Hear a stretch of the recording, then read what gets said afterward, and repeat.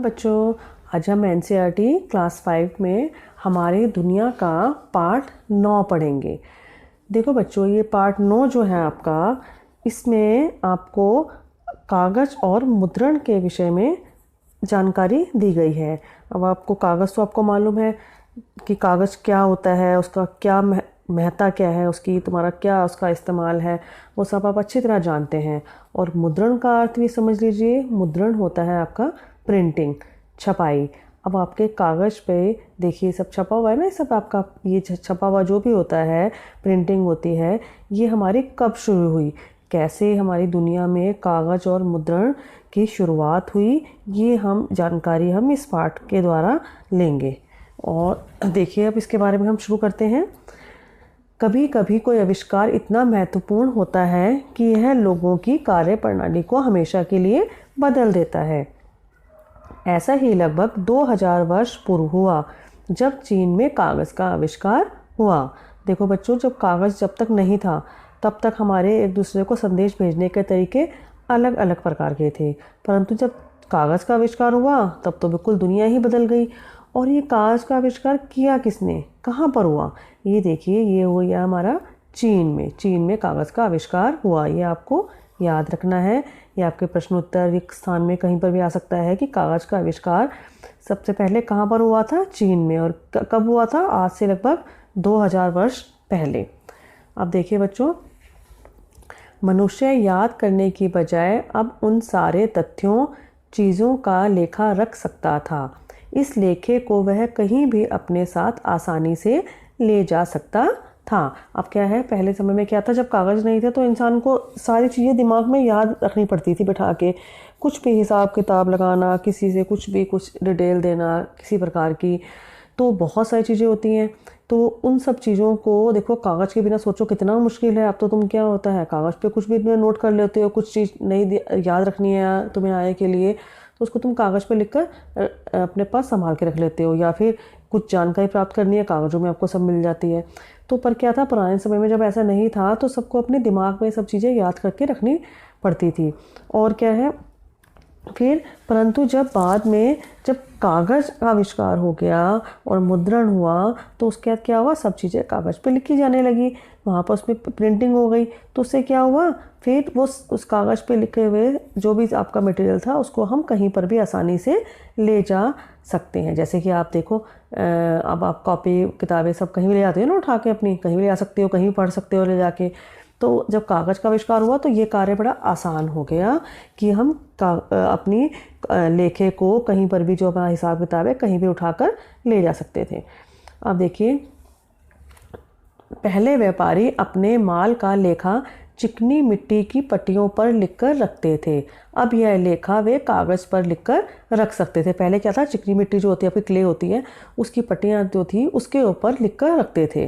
पर उसके बाद क्या हुआ, अब जब ये लेखा, जो उनका हिसाब, लेखा मतलब उनका हिसाब किताब जो भी है व्यापारियों का, वो अब कागज़ पर लिखने लगे। कागज़ पर लिखी जाने वाली पहली पुस्तकें धार्मिक और वैज्ञानिक पुस्तकें थी। सबसे पहले कैसी पुस्तकें लिखी गई कागज़ पे? धार्मिक और वैज्ञानिक पुस्तकें लिखी गई सबसे पहले कागज़ पे। ये देखिए, कागज़ का नमूना बना हुआ है, कागज़ का आविष्कार। आगे देखिए, कागज़ के आविष्कार के बाद लोगों ने इस पर लिखने के विभिन्न तरीके ढूंढ लिए। कुछ लोगों ने इस पर पक्षियों के पंख से बनी कलम और स्याही से लिखा। सबसे पहले क्या हुआ, जब कागज़ का आविष्कार पहले हुआ तो कैसे लिखना शुरू किया लोगों ने? सबसे पहले क्या किया, पक्षियों के पंखों से बनी कलम और स्याही से लिखा।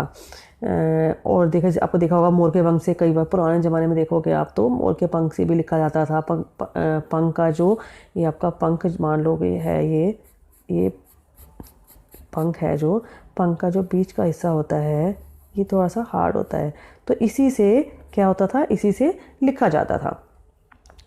जनसंचार का माध्यम। 500 वर्ष से भी पहले जर्मन सुनार योहान गुटेनबर्ग ने धातु के अक्षर बनाए। इन अक्षरों को हाथ से दबाकर कई बार छापा जा सकता था। उस समय पत्रिकाएं इसी प्रकार छपती थी। फिर गुटेनबर्ग ने एक छापने की मशीन या छपाई प्रेस का आविष्कार किया। अब पूरा पृष्ठ एक बार में ही छापा जा सकता था। गुटेनबर्ग ने जो पुस्तक सबसे पहले छापी, वह ईसाई धार्मिक ग्रंथ बाइबल थी। देखो बच्चों, ये क्या हुआ, जब 500 साल पहले क्या हुआ, जर्मन सुनार, सुनार कौन होता है, जो कहने बनाने का काम करता है, उस एक जर्मन सुनार था योहान गुटेनबर्ग, उसने क्या किया, धातु के अक्षर बनाए। अक्षर कैसे, जैसे आपके का खा गा आप पढ़ते हो हिंदी में, इंग्लिश में ABCD पढ़ते हो, जैसे भी अक्षर पढ़ते हो अपनी भाषा के अनुसार, वैसे अक्षर उसने बनाए और उन अक्षरों को हाथ से दबाकर छापते थे। इस तरह से किताब पेज पे जो भी लिखना होता था, अक्षरों को दबा दबा कर वो लिखना चाहते वो लिख लेते थे। इस प्रकार कई बार छाप छाप कर वो लिखते थे और उस समय की पत्रिकाएं इसी प्रकार छपती थी। फिर क्या हुआ, गुटेनबर्ग ने क्या किया, एक छपाई प्रेस का आविष्कार किया, एक मशीन बनाई उसने, या फिर छपाई प्रेस बोल सकते हैं उसको, उसका आविष्कार किया। उससे क्या हुआ, पूरा पेज एक बार में ही छप जाता था। और सबसे पहले उसने जो पुस्तक छापी वो कौन सी थी, ईसाई धर्म की पुस्तक थी, धार्मिक पुस्तक। ये ध्यान रखना है, कौन सी पुस्तक थी, धार्मिक, जो धार्मिक ग्रंथ था ईसाई का वो था बाइबल। बाइबल जो है वो उन्होंने सबसे पहले छापा। छपाई के आविष्कार के कारण एक आम आदमी भी लिखित शब्दों से परिचित हो गया। जनसंचार की ओर यह पहला कदम था। छपाई के आविष्कार से क्या हुआ, आम जो लोग थे उनको भी शब्दों की पता लग गया कि कैसे शब्द लिखे जा रहे हैं, उसको जानकारी होने लग गई। एक ही समय में कोई भी सूचना जब बहुत से लोगों के पास पहुंचती है तब उसे जनसंचार कहते हैं। यह आपका प्रश्न आपको आएगा, इसको आप याद कर सकते हैं अच्छे से। आगे आपके प्रश्न आएंगे या रिक्तस्थान आएंगे, उनमें आएगा जनसंचार किसे कहते हैं। तो आपका इसमें इसका उत्तर आएगा कि एक ही समय में कोई भी सूचना जब बहुत से लोगों के पास पहुंचती है तो उसे जनसंचार कहते हैं। जैसे आजकल आप समझोगा, आजकल के हिसाब से कि आप अखबार में कुछ भी आप न्यूज़ पढ़ते हो तो क्या होती है, वो एक न्यूज़ छापेंगे अखबार में और सब लोग, बहुत लोग पढ़ते हैं उसको, करोड़ों लोग पढ़ते हैं, तो वो जनसंचार का माध्यम हो गया आपका अखबार। इसके अलावा टीवी पे न्यूज़ सुनाई जाती है, वो एक न्यूज़ रीडर आपको एक न्यूज़ सुनाता है और बहुत सारे लोग सुनते हैं, तो वो भी आपका जनसंचार का माध्यम हो गया एक। इस तरह से ये सारी चीज़ें जो बहुत सारे लोगों तक एक साथ पहुंच जाती है उसे जनसंचार का माध्यम, उसे जनसंचार कहते हैं। अब इसके माध्यम आपके न्यूज़पेपर हो गए, टीवी हो गया, रेडियो हो गया, मैगज़ीन हो गई, ठीक है। अब आगे पढ़ते हैं। किताबें केवल विद्वानों और पुजारियों के लिए ही नहीं थी, अब इन्हें अन्य लोग विभिन्न स्थानों पर सस्ते मूल्य पर खरीद कर पढ़ सकते थे।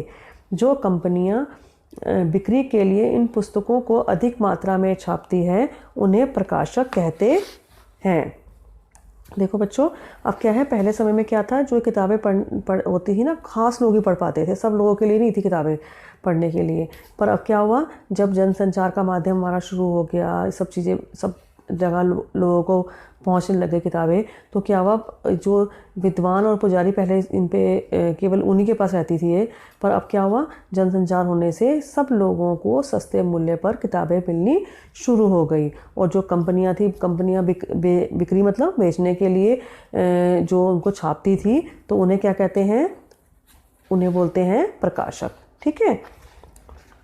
ये आपको प्रश्न आ सकता है कि प्रकाशक किसे कहते हैं, प्रकाशक कौन होता है, तो लिखेंगे जो कंपनियां बिक्री के लिए पुस्तकों को अधिक मात्रा में छापती है उन्हें प्रकाशक कहते हैं। पते की बात, आधुनिक समाचार पत्र का जन्म। आधुनिक समाचार पत्र हमारा न्यूज़पेपर कैसे कब शुरू हुआ, अब इसके बारे में जानेंगे हम। छपाई के आविष्कार के बाद समाचार पत्र छपने लगे, इससे जनसंचार का एक महत्वपूर्ण साधन शुरू हुआ। हमारे महान स्वतंत्रता सेनानी समाचार पत्रों द्वारा अपने विचार जनता तक पहुंचाते थे। महात्मा गांधी ने यंग इंडिया पत्रिका और हरिजन समाचार पत्र का संपादन किया। देखो बच्चों, जब आधुनिक समाचार पत्र का जन्म हुआ उसके बारे में है कि जब छपाई का आविष्कार हो गया तो समाचार पत्र छपने शुरू हो गए, न्यूज़पेपर छपने शुरू हो गए, और ये क्या हुआ था, ये जनसंचार का एक बहुत ही महत्वपूर्ण साधन था। लोगों तक पहुंचने शुरू हो गए, लोगों के पास सब खबरें पहुंचने शुरू हो गई, लोगों ने अखबार खरीदना शुरू कर दिया। और हमारे महान स्वतंत्रता सेनानी ने जो तो हमारे देश के लिए, देश को स्वतंत्र कराने के लिए जो लोग महान व्यक्ति हमारे जिन्होंने साथ दिया वो हमारे स्वतंत्रता सेनानी थे। उन्होंने भी क्या किया, समाचार पत्रों के माध्यम से अपने विचार जो थे लोगों को देशभक्ति की, लोगों के अंदर देशभक्ति की भावना जगाई। उन्होंने समझाया लोगों को कि स्वतंत्रता बहुत ही अमूल्य होती है, हमें स्वतंत्र रहना चाहिए, हमारा जन्मसिद्ध अधिकार है स्वतंत्र रहना। और ये भावना उन्होंने लोगों तक पहुंचाई, किसके माध्यम से, समाचार पत्रों के माध्यम से। और ये थी महात्मा गांधी ने यंग इंडिया पत्रिका, एक मैगज़ीन थी यंग इंडिया नाम से, और हरिजन समाचार पत्र का संपादन किया। किसने किया? महात्मा गांधी ने। आपको याद रखना है, यंग इंडिया और हरिजन समाचार पत्र का संपादन किसने किया? महात्मा गांधी ने। अब है संचार के लिए आविष्कार। देखो ये पंख से लिखा जा रहा है, जैसे आपको बताया था मैंने पीछे। अब देखिए, संचार के लिए आविष्कार। आदि मानव ने गुफा की दीवारों पर औजार से खरोंच कर चित्र बनाए। ये आप जानते हैं ना कि पुराने समय में क्या था, बहुत पुराने समय जो आदि मानव था वो औजारों से क्या करता है, दीवारों पर खरोंच कर चित्र बनाता था। फिर चिकनी मिट्टी की खोज हुई, उसके बाद चिकनी मिट्टी खोज हुई तो चिकनी मिट्टी की पट्टियाँ बनाकर उस पर लिखा जाता था, और लोगों ने मिट्टी की पट्टियों पर लिखना शुरू किया। जैसे आप क्ले से बनाते हो ना, कुछ चीज़ बनाते हो, वैसे ही उस क्ले पर चिकनी मिट्टी पर लिखा जाता था। लिखने के लिए पहले पेन बांस से बनाए गए। लोग बांस के टुकड़ों को एक तरफ से नुकीला बनाकर उसे निब के आकार देने के लिए काटते थे। बांस का आपको पता है, बांस का पेड़ होता है जो उसका कई सारा फर्नीचर बनता है, सोफ़े, मेज, सीढ़ियाँ, हर चीज़ बनती है, बहुत चीज़ें बनती हैं बांस की। और आप बांस कहाँ पर ज़्यादा होता है, या आप ईस्ट साइड में, भारत के पूर्वी भाग में जाओगे, वहाँ पर बांस बहुत अधिक मात्रा में होता है। असम की तरफ जाओगे तो बांस के बहुत पेड़ होते हैं वहाँ पर, क्योंकि वहाँ पर बहुत ही बारिश होती है। तो वहाँ बांस का जो ये बांस बहुत इस्तेमाल में हुआ, और जो पेन जो बनाए गए वो बांस से बनाए गए। और कैसे बनाया गया, उसका एक हिस्सा नुकीला करके बनाया गया। पक्षियों के पंख से बनी कलम सबसे प्रचलित कलम थी। सबसे प्रचलित मतलब सबसे जो मशहूर थी, फेमस थी, वो कौन सी? पक्षियों के पंख से बनाई कलम। इसका प्रयोग लगभग 1000 वर्षों तक होता रहा। देखो 1000 वर्षों तक लोगों ने इस कलम से ही काम किया। ये जो पक्षियों के पंख की कलम थी ना, इससे 1000 साल तक इसी से काम होता रहा। बत्तख और हंस जैसे विभिन्न पक्षियों के पंख से ही इस प्रकार की कलम बनती थी। बत्तख के, हंस के जो होते थे, इनके पंख बहुत ज़्यादा इस्तेमाल में होते थे। ठीक है, अब देखो यहाँ पर आपका चित्र था एक प्राचीन छपाई मशीन। ये पुराने समय की छपाई मशीन बनी हुई है इसमें आपकी। अब देखिए, अनोखी स्याही। एक चीनी दार्शनिक ने 4000 वर्ष से भी अधिक वर्ष पूर्व स्याही का आविष्कार किया। यह भारत में बनाई जा रही स्याही की तरह ही थी। देखो बेटा, ये है हमारी, एक चीनी दार्शनिक ने कब किया? 4000 साल से भी पहले स्याही का आविष्कार किया था, और ये भारत में बनाई स्याही की तरह थी। भारत में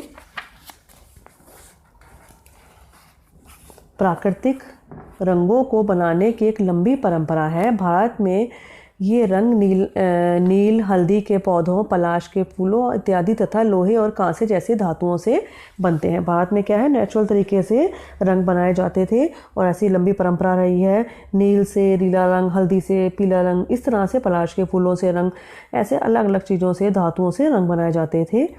आगे देखिए बच्चों, साधारण पेंसिल का प्रारंभ। पेंसिल, ये आपकी पेंसिल जिससे आप काम करते हो, देखो ये पेंसिल है आपकी, ये कब शुरू हुई, ये कब हमारे अस्तित्व में आई? देखो बच्चों, क्या तुम जानते हो जिस पेंसिल का तुम प्रयोग करते हो, इसका आविष्कार 500 वर्ष पूर्व हुआ था। आज से 500 साल पहले ये पेंसिल आई।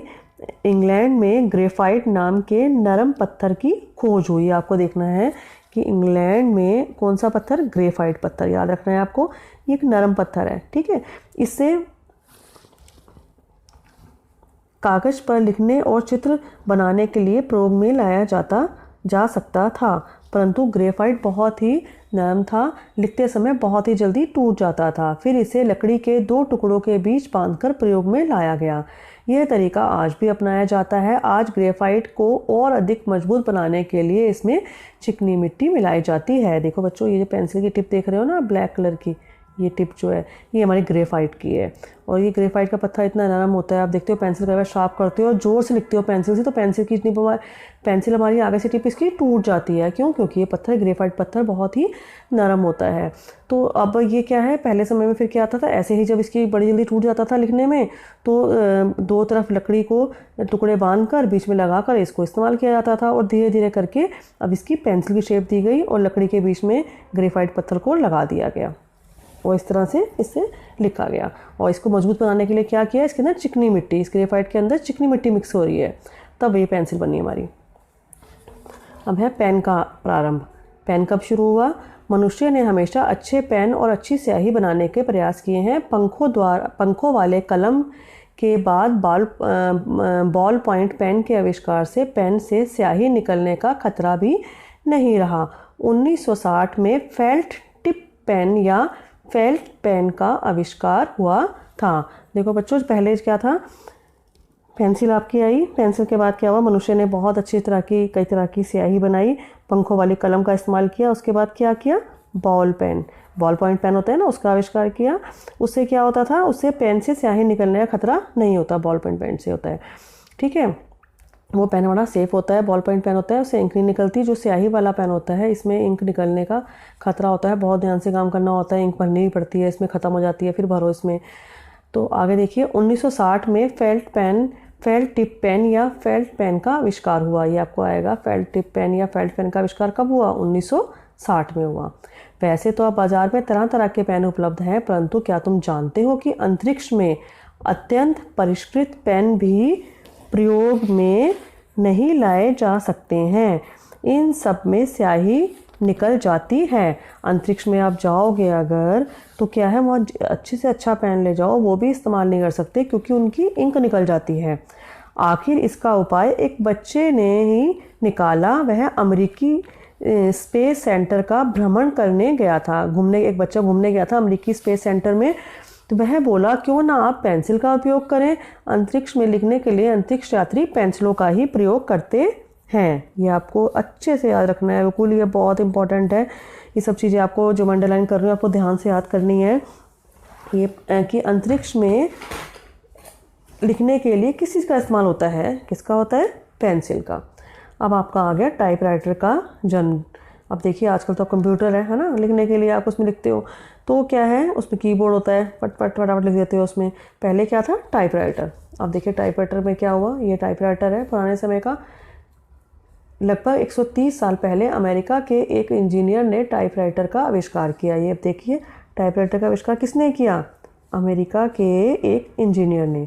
टाइपराइटर पर टाइप करना हाथ से लिखने की अपेक्षा तीव्र और साफ सुथरा था, इसलिए यह साधन शीघ्र ही संचार में प्रसिद्ध हो गया था। अब देखो बच्चों, हाथ से लिखते हैं या फिर प्रिंट होता है ना, वो फ़र्क तो होता ही है। जैसे आप लोग अब कंप्यूटर में कुछ टाइप करते हो, फिर उसका प्रिंट निकलवाते हो, वो आपको ज़्यादा क्लियर दिखता है। इस तरह से उस समय में जब टाइपराइटर पर लिखा गया तो बड़ा ही साफ़ सुथरा लगता था, और बहुत उसमें जो लिखने का था ना, वो बहुत ही तीव्र गति से लिखा जाता था, स्पीड से लिखा जाता था उसमें। अब देखिए कंप्यूटर का आविष्कार। अब टाइपराइटर के बाद क्या आया, कंप्यूटर। जब कंप्यूटर का आविष्कार हुआ तो पहल इसे केवल गणना के लिए कैलकुलेटर की तरह प्रयोग में लाया गया। सबसे पहले जब कंप्यूटर आया था ना, इसको सिर्फ कैलकुलेशन के लिए इस्तेमाल किया जाता है, जैसे कैलकुलेटर इस्तेमाल किया जाता है ना, तो वैसे इस्तेमाल किया जाता था। शीघ्र ही आविष्कारों ने इसके अन्य उपयोग भी ढूंढ निकाले। कंप्यूटर कीबोर्ड से टाइप करना भी तीव्र था। अब लोगों ने देखना शुरू किया, भाई इसका और क्या इस्तेमाल हो सकता है। तो आविष्कारकों ने सोचा कि इसके और उपयोग करते हैं इसके, तो इसके लिए क्या किया उन्होंने, इसके लिए इसके कीबोर्ड पे टाइप जो करना था वो उनको बड़ा अच्छा लगा। उनको लगा ये टाइपराइटर से भी तेज़ लिखा जा रहा है इसमें। तो आजकल बहुत से कार्यालयों में टाइपराइटरों के स्थान पर कंप्यूटरों ने ले लिया है। कंप्यूटर का उपयोग भवनों के डिज़ाइन बनाने, लेखा रखने, किताबें लिखने और इनका डिज़ाइन तैयार करने में होता है। ये आपका प्रश्न आएगा कि कंप्यूटर का उपयोग कहाँ कहाँ होता है।